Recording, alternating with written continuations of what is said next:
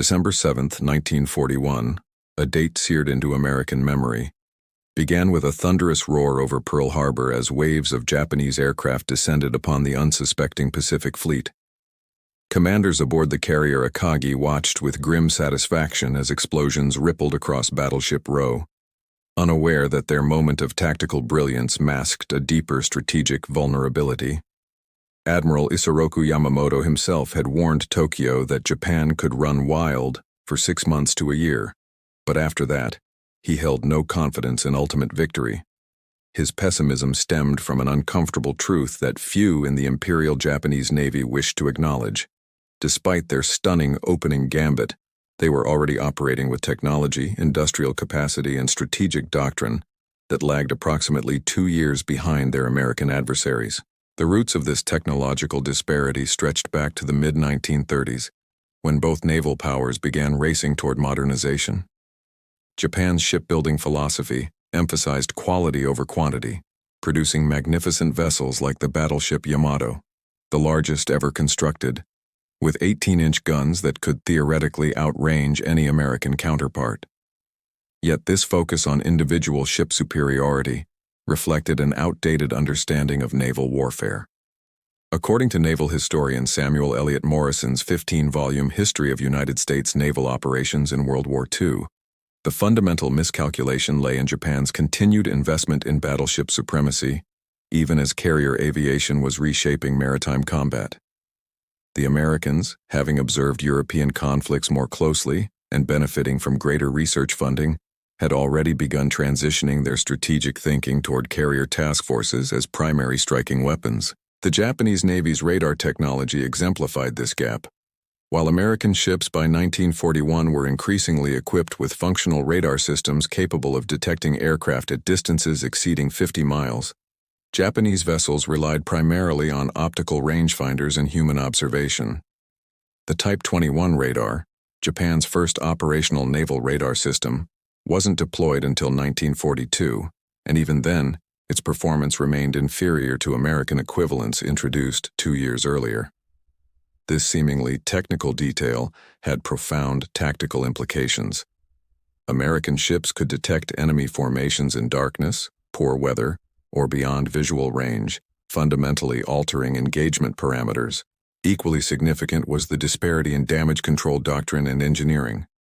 American naval architects designed vessels with extensive compartmentalization, redundant systems, and damage control teams trained in sophisticated firefighting and flooding countermeasures.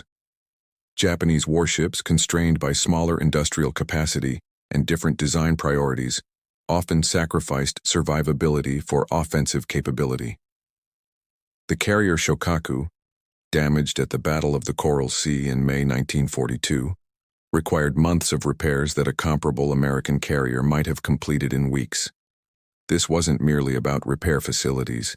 It reflected fundamental differences in how ships were conceived and constructed. The industrial foundation supporting each navy told perhaps the most damning story. The United States possessed steel production capacity exceeding 80 million tons annually by 1941, while Japan struggled to produce approximately 7 million tons. American shipyards could simultaneously construct dozens of fleet carriers, hundreds of escort carriers, and thousands of auxiliary vessels. Japanese yards, despite impressive craftsmanship, operated at a fraction of this scale. This industrial reality meant that every Japanese vessel lost represented an irreplaceable strategic asset, while American losses, though painful, could be offset by unprecedented construction programs already underway. The philosophical chasm separating Japanese and American naval thinking manifested most clearly in their respective approaches to carrier aviation. By 1940, the United States Navy had established a comprehensive carrier doctrine, emphasizing coordinated multi-carrier task forces, integrated air defense, and the concept of carriers as capital ships rather than battleship support vessels. The Japanese, despite pioneering carrier operations in the 1920s and 30s, retained a more fragmented approach where carriers often operated independently or in pairs, and the decisive battleship engagement remained the ultimate strategic objective. This doctrinal difference emerged from institutional cultures shaped by different strategic circumstances. American naval planners, influenced by War Plan Orange, the pre-war strategy for Pacific conflict, recognized that vast oceanic distances required mobile striking power capable of sustaining operations far from fixed bases. Carriers offered this mobility. The establishment of the Pacific Fleet's Carrier Task Force structure in 1940 reflected years of exercises, war games, and doctrinal evolution conducted at the Naval War College in Newport, Rhode Island. Officers like Admiral William Halsey and Admiral Raymond Spruance had spent the late 1930s developing tactics for multi-carrier operations that would prove decisive in battles to come. Japanese carrier doctrine, despite impressive tactical proficiency demonstrated at Pearl Harbor, remained hampered by organizational rigidity. The First Air Fleet, commanded by Admiral Chuichi Nagumo, represented the world's most powerful carrier striking force in December 1941. But its operational flexibility was constrained by conservative thinking among battleship-oriented senior officers. The reluctance to launch a third strike wave at Pearl Harbor, which might have destroyed fuel storage facilities and repair installations, exemplified this cautious mindset. Nagumo's background as a torpedo warfare specialist, rather than an aviator, reflected the Navy's continued preference for traditional surface warfare expertise over emerging aerial specialists. The American advantage in aviation technology extended beyond radar to include superior aircraft design philosophy. By 1942, the United States was introducing aircraft like the Grumman Hellcat fighter, designed specifically to counter the vaunted Mitsubishi Zero. The Hellcat incorporated armor protection, self-sealing fuel tanks, and heavier armament, features deliberately sacrificed in Japanese designs to maximize range and maneuverability. This design philosophy reflected different strategic priorities. Japanese aircraft needed extreme range to operate across vast Pacific expanses from limited bases, while American planes, supported by an extensive logistics network, could prioritize pilot survivability and firepower. The treatment of aircrew training revealed another 2-year gap in operational thinking. American pilot training programs by 1941 emphasized producing large numbers of adequately trained aviators who could be rapidly improved through combat experience. The Japanese system, conversely, focused on creating an elite corps of superbly skilled pilots through lengthy, rigorous training. This approach produced magnificently capable aviators in the war's early months, men who had accumulated hundreds of flight hours and possessed exceptional skills. However, this system proved catastrophically unsustainable.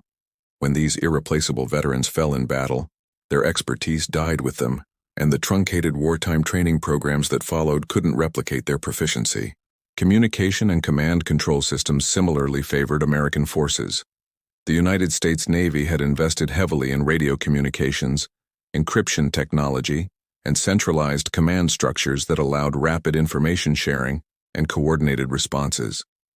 The breaking of Japanese naval codes, an intelligence triumph facilitated by American technological and cryptanalytic superiority, would provide decisive advantages at Midway and throughout the war. Japanese communication systems, while adequate for pre-war operations, lacked the redundancy and sophistication necessary for coordinating far-flung operations across millions of square miles of ocean. The institutional reluctance to delegate tactical authority to subordinate commanders further constrained Japanese operational flexibility, creating a centralized decision-making bottleneck that American forces could exploit. The spring of 1942 witnessed Japan at its maximum territorial expansion, with rising sun flags flying from Burma to the Gilbert Islands, from the Aleutians to the approaches of Australia.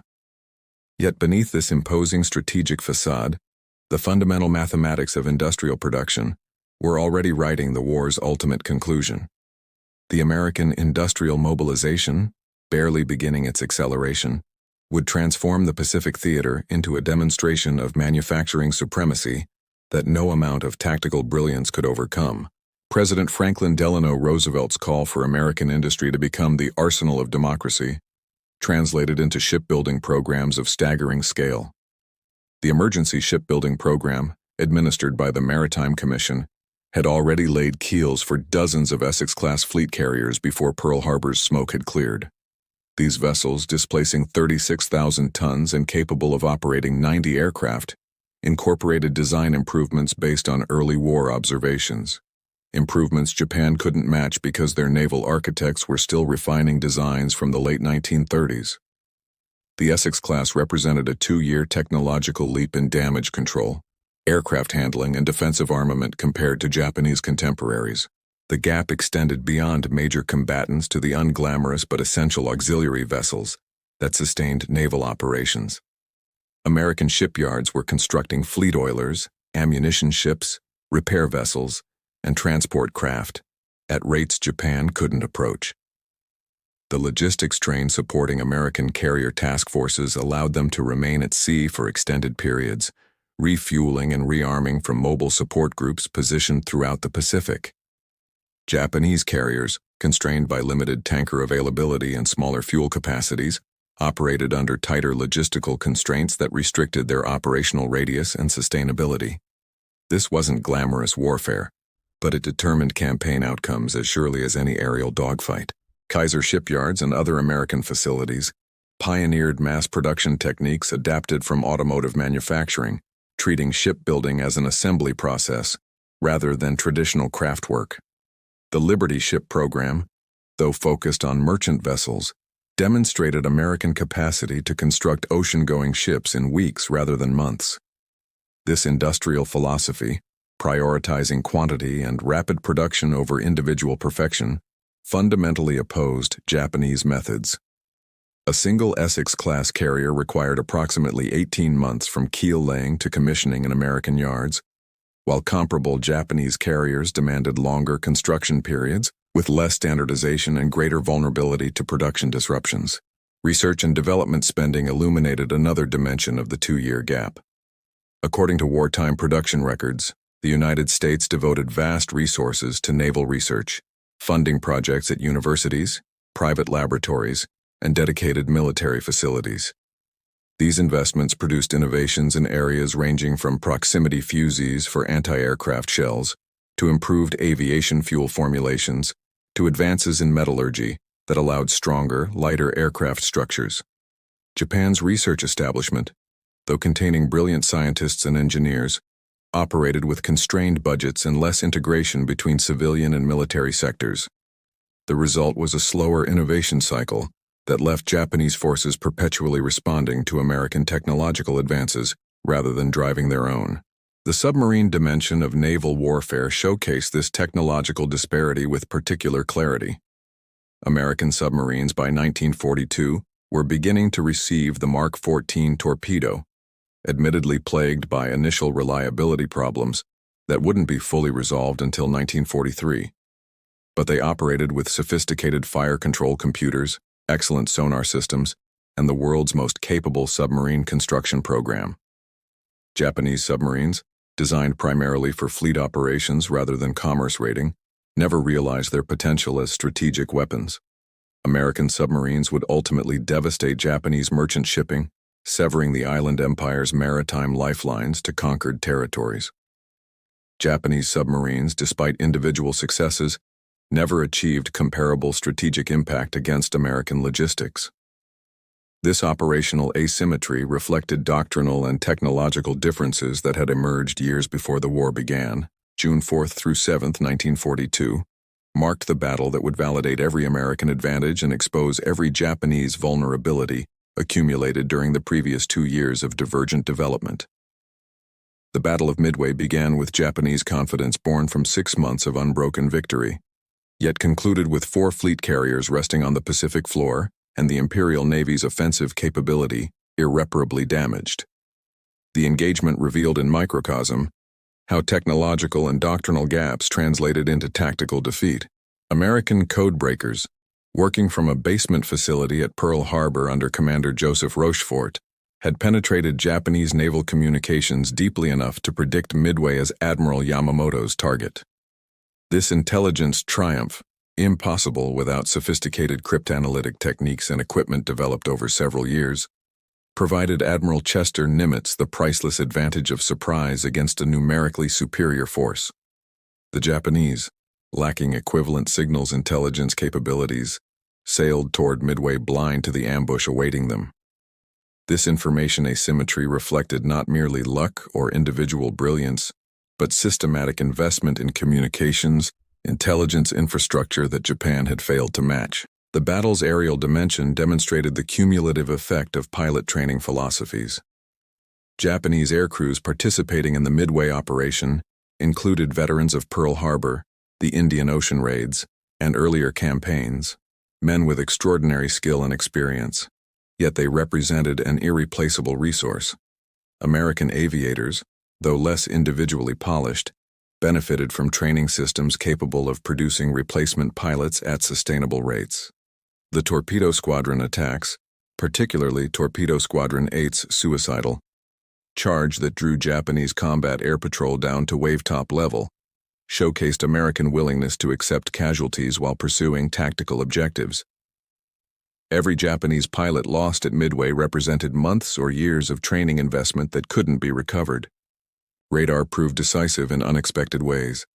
The American carriers Enterprise, Hornet, and Yorktown possessed radar systems that, while not yet fully integrated into combat information centers, provided warning of incoming raids and helped coordinate defensive fighter coverage. Japanese carriers relied on visual spotting from screening vessels and airborne scouts. When American dive bombers appeared over the Kido Butai at approximately 10:30 in the morning of June 4th, they caught all 4 Japanese carriers at their most vulnerable moment, rearming aircraft on deck with fuel lines exposed and ordnance scattered about. The inability to detect incoming threats beyond visual range meant Japanese forces operated in a tactical environment fundamentally more dangerous than that faced by their opponents. The differential in damage control became grimly apparent as American bombs struck the carriers Akagi, Kaga, and Soryu in rapid succession. Fires spread with catastrophic speed through vessels where aviation fuel handling procedures prioritized rapid operations over safety protocols. Firefighting systems proved inadequate, and damage control parties, though courageous, lacked the equipment and training to contain blazes fed by exposed ordnance. The carrier Yorktown, despite absorbing bomb and torpedo damage that would have doomed a Japanese carrier, remained afloat for 2 days, testament to American damage control doctrine and superior compartmentalization. This survivability gap, designed into vessels years before the war, now manifested as operational resilience that extended effective fighting strength. The strategic implications of Midway extended beyond the immediate tactical defeat. Japan lost not merely 4 carriers, but approximately 300 aircraft and many irreplaceable veteran pilots and aircrew. American losses, though significant, could be absorbed and replaced. The Essex-class carriers were already under construction, with the first scheduled for commissioning within months. Japan had no comparable construction program capable of offsetting losses on Midway's scale. The battle didn't end Japanese naval power. Significant carrier strength remained, but it marked the point where American advantages in production, technology, and training began their inexorable accumulation toward overwhelming superiority. The 2-year technological gap hidden during the war's opening months by Japanese tactical excellence and operational surprise now stood exposed in the clear light of decisive battle. The period from mid-1942 through 1943 witnessed the Pacific War's transformation from a series of dramatic fleet engagements into a grinding attritional struggle where industrial capacity and technological depth determined outcomes. The naval battles around Guadalcanal, fought throughout late 1942 in waters that would earn the grim nickname Iron Bottom Sound, illustrated how American material advantages gradually overwhelmed Japanese tactical proficiency. The nocturnal surface actions off Guadalcanal initially favored Japanese forces equipped with superior optics and extensive night combat training. The Battle of Savo Island in August 1942 saw Japanese cruisers devastate an Allied force, sinking 4 heavy cruisers in a masterful night engagement. Yet these tactical victories proved Pyrrhic. Every Japanese warship damaged or sunk represented an irreplaceable asset, while American shipyards were launching replacements faster than combat could destroy them. By early 1943, New American cruisers and destroyers equipped with improved radar fire control systems began neutralizing Japan's night combat advantage. The technological gap that had existed in December 1941 was widening rather than closing. Naval aviation underwent revolutionary transformation during this period, with American forces leading the evolution. The introduction of the Grumman Hellcat fighter in January 1943 marked a generational leap beyond the earlier Wildcat. The Hellcat matched the Zero in maneuverability, while providing superior armor protection, heavier armament, and better high-altitude performance. Japanese designers, constrained by limited research capacity and industrial resources, struggled to respond with comparable improvements. The Zero, magnificent in 1941, was becoming obsolescent by 1943, yet production limitations forced its continued use even as American fighters surpassed it in every category except low-speed maneuverability. The submarine campaign demonstrated technological disparity with devastating clarity. American submarines, having finally resolved the Mark 14 torpedoes' reliability issues by late 1943, began systematically destroying Japanese merchant shipping. Advanced sonar systems, sophisticated torpedo data computers, and aggressive command doctrine transformed American submarines into commerce raiders of unprecedented effectiveness. Between 1943 and 1944, they would sink over 600 Japanese merchant vessels, severing the maritime connections that sustained Japan's war economy. Japanese submarines, despite capable designs and brave crews, achieved no comparable strategic impact. Their deployment in fleet support roles rather than commerce interdiction reflected doctrinal rigidity that technological advantages alone couldn't overcome. The Essex-class carrier program's maturation through 1943 exemplified American industrial and technological superiority. These vessels incorporated lessons from early war experience, improved aircraft elevators, enhanced anti-aircraft batteries, better compartmentalization, and more efficient aviation fuel systems. The first Essex, commissioned in December 1942, joined the fleet within months. By year's end, 1943, multiple Essex-class carriers were operating in the Pacific, each capable of embarking air groups larger than entire Japanese carrier divisions had operated at Midway. Japan, meanwhile, struggled to complete even a handful of replacement carriers, and those completed often suffered from design compromises forced by material shortages and industrial limitations. American radar technology advanced dramatically during this period, moving from simple air search systems to integrated combat information centers that coordinated defensive responses and directed fighter interceptions with increasing precision. By late 1943, American carriers possessed layered defense systems combining radar early warning, centralized fighter direction, proximity-fused anti-aircraft shells, and coordinated defensive fire that created defensive capabilities unimaginable 2 years earlier. Japanese carriers, lacking equivalent radar technology and fighter direction systems, remained vulnerable to coordinated strikes that their defensive capabilities couldn't adequately counter. This wasn't merely technological superiority, it represented systematic integration of radar, communications, and weapon systems that Japan's industrial base couldn't replicate.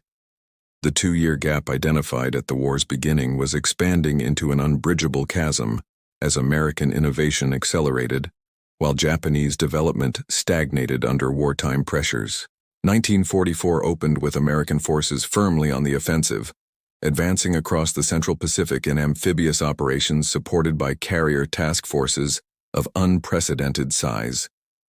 The Battle of the Philippine Sea in June 1944, remembered by American pilots as the Great Marianas Turkey Shoot, would demonstrate with brutal finality the accumulated consequences of technological and training disparities that had widened relentlessly since 1941.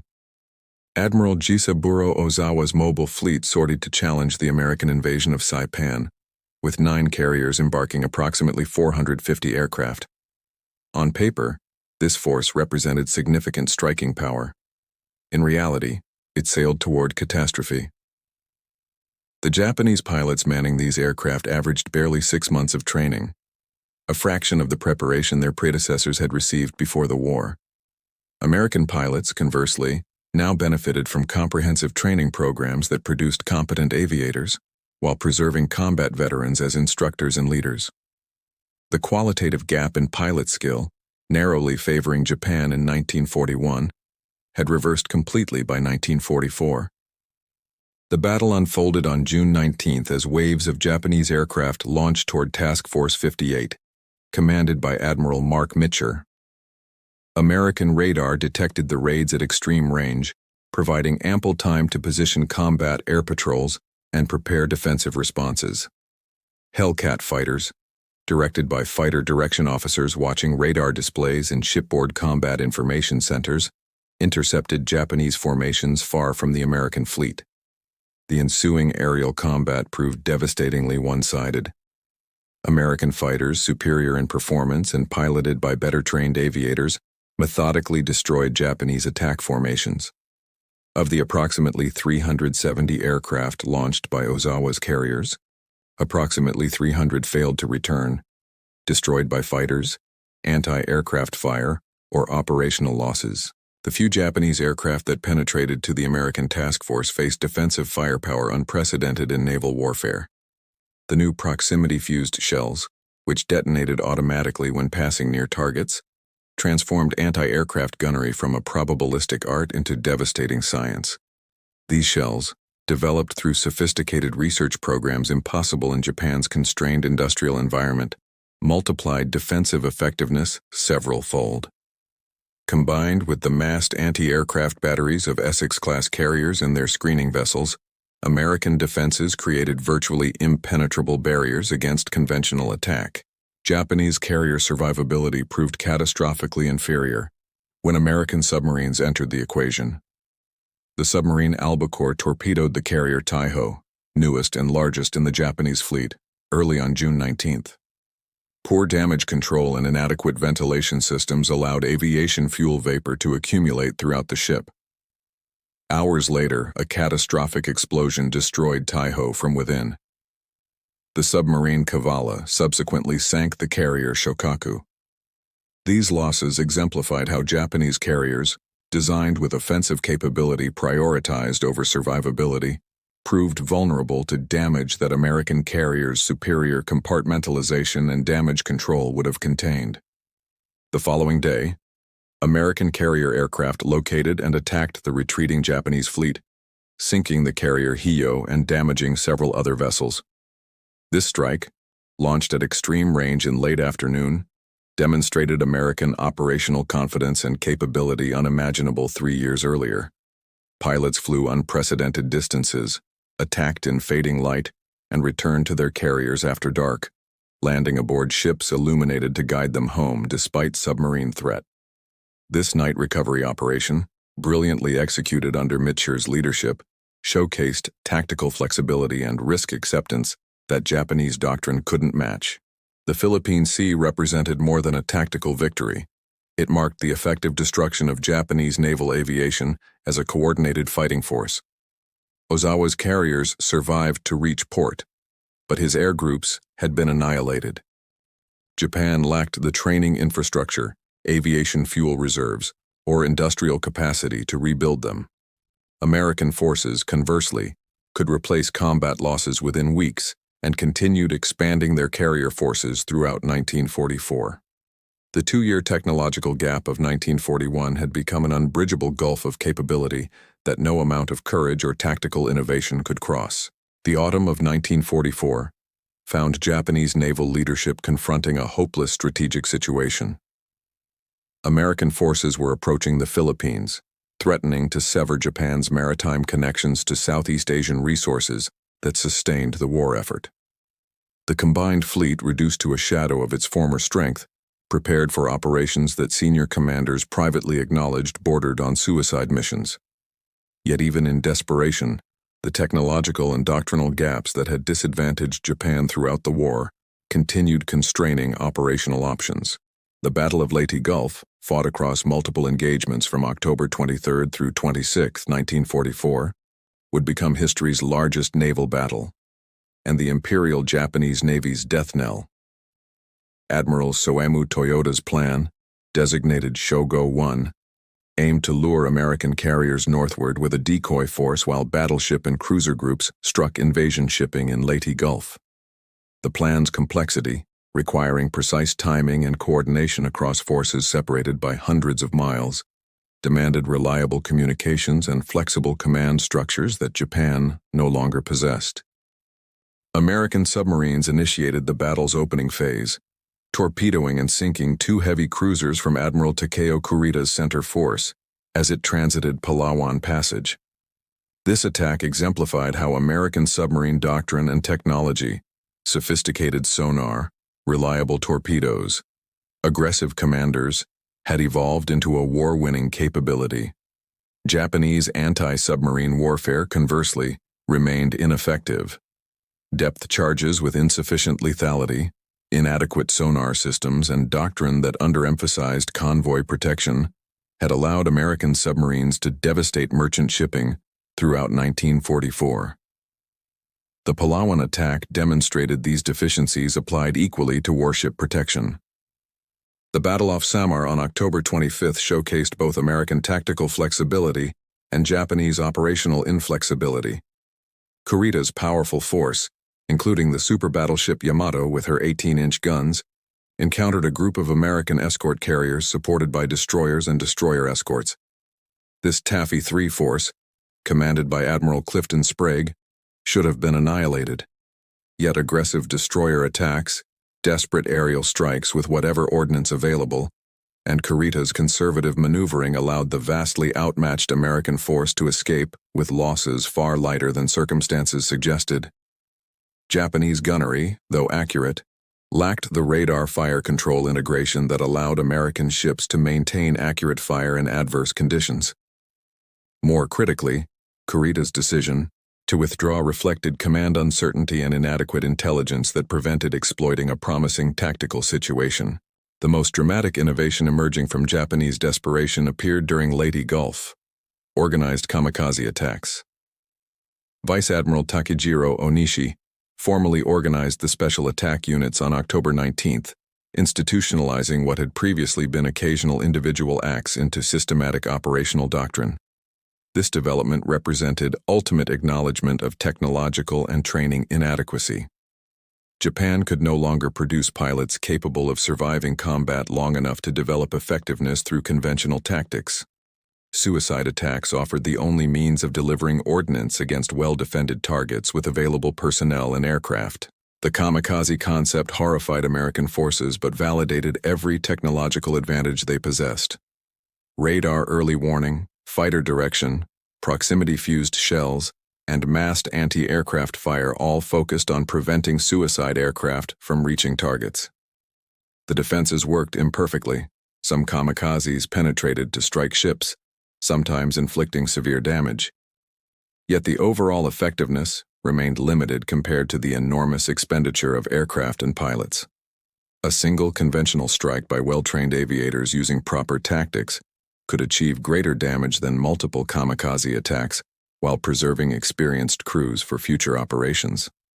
That Japan resorted to such tactics demonstrated how completely the technological and training gaps had destroyed their conventional naval aviation capability. The decoy force, carriers commanded by Admiral Jisaburo Ozawa, succeeded in its mission of drawing Admiral William Halsey's powerful Third Fleet northward. Yet the success proved meaningless. The Japanese carriers, virtually devoid of aircraft due to Philippine Sea losses and inability to train replacement pilots, served merely as sacrificial bait. American aircraft sank 4 carriers on October 25, including the Zuikaku, last surviving veteran of the Pearl Harbor attack.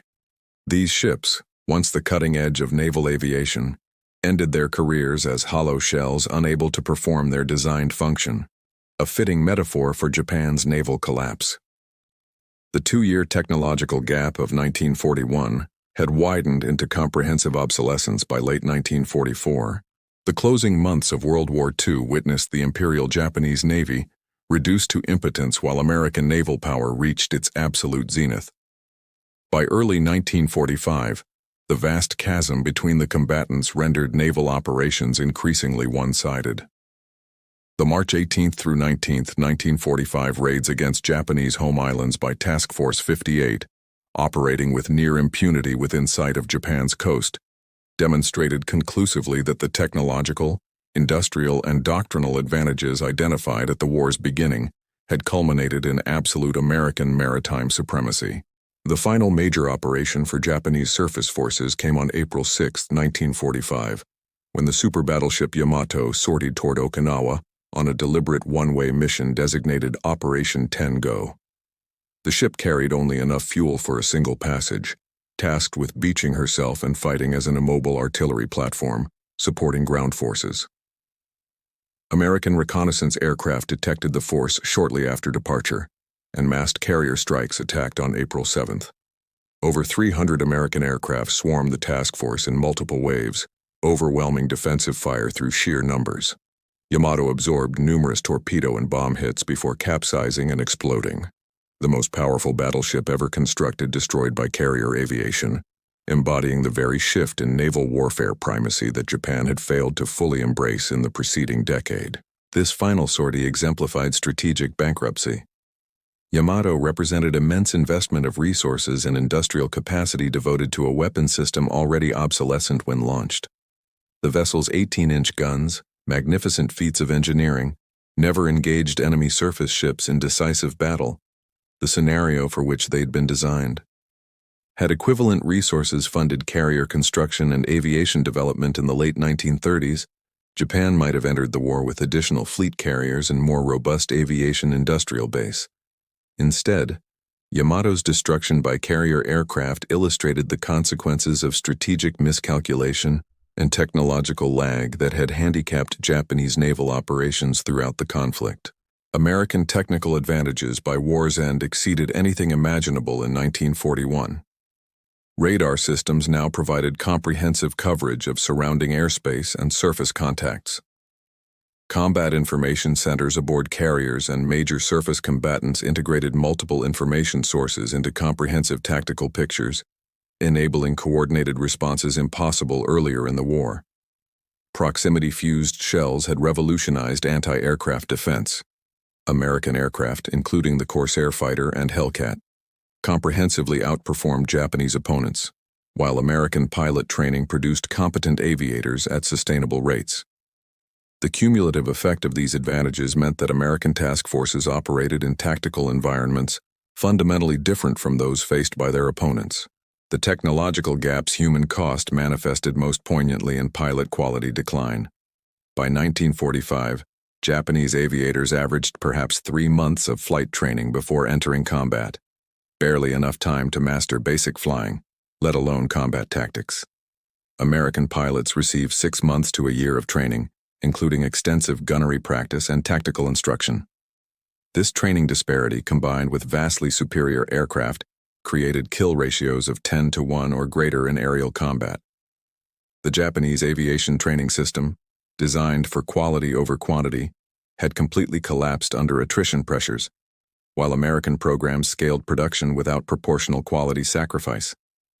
The war's conclusion in August 1945 left the United States Navy as history's most powerful maritime force, operating dozens of fleet carriers, hundreds of support vessels, and thousands of aircraft across the Pacific. The Imperial Japanese Navy, conversely, existed only as scattered remnants, ships damaged beyond repair, submarines unable to sortie for lack of fuel, aircraft rusting on abandoned airfields. The transformation from rough parity in December 1941 to absolute American dominance 45 months later reflected not merely wartime developments, but the consequences of divergent technological and industrial paths chosen years before hostilities commenced. The historical verdict confirms Admiral Yamamoto's prescient warnings. Japan's stunning early victories masked fundamental weaknesses that time could only exacerbate. The 2-year technological gap, manifested in radar, damage control, industrial capacity, training systems, and operational doctrine, proved insurmountable despite Japanese courage, tactical skill, and occasional innovation. American advantages in industrial production, research capacity, and institutional flexibility allowed continuous improvement and expansion, while Japanese forces gradually declined. The Pacific Naval War became, ultimately, a demonstration that technological sophistication, and industrial might, once committed to total war, would overcome tactical brilliance and individual sacrifice. The Imperial Japanese Navy discovered, through bitter experience across 4 years of combat, that they had indeed been approximately 2 years behind their American adversaries, and in modern warfare such gaps prove fatal.